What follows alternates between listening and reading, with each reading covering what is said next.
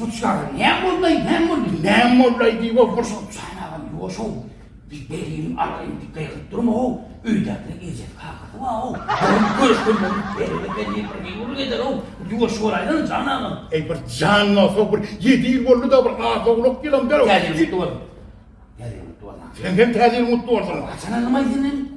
7 yıl bunun alnına bir ağzılık gelim. Yıkırım bana da o. Yıkırım. Sen o canavım çıkırma onu. Mehmet dayıdan elim adım alımı. Uygun çıkaran ne göre o. Neyin adamı? Ben tezir kalansın da yonu. Tezir bu 17 yıl oldu. Ay ne ettim? Sevgiyle cemledim emre bu çıkardı. Hava. Onun ne mi? Ne cemledim? Hiç pot düşün. Bunun kovsurayın ne?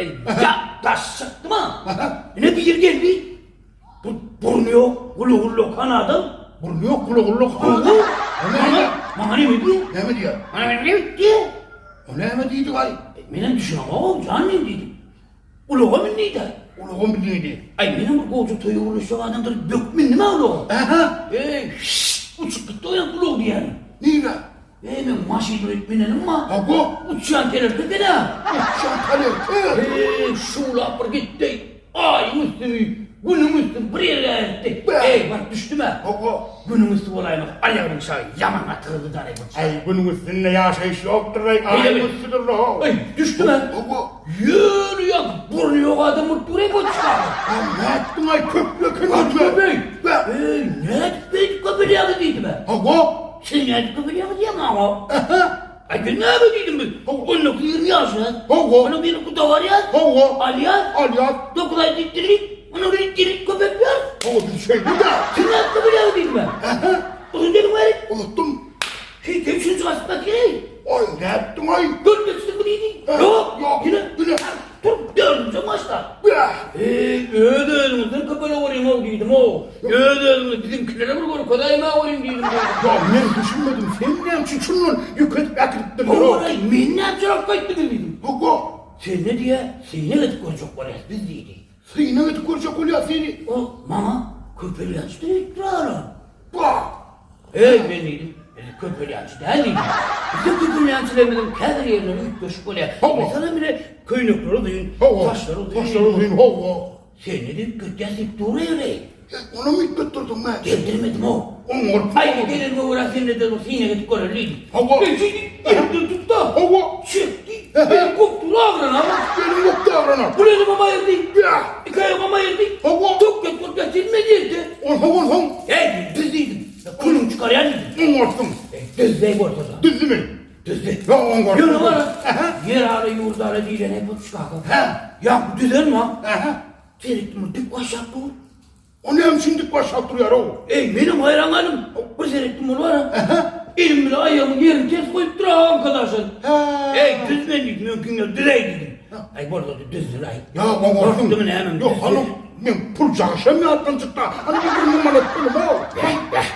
Ayıp gelecek yardına çıkarmadan.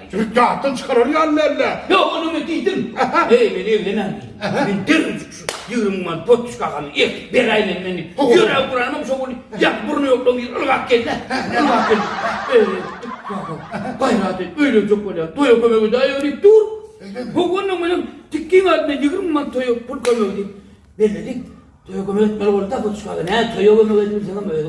Oğlan. Onun var ya öz adımdan belirttin ben.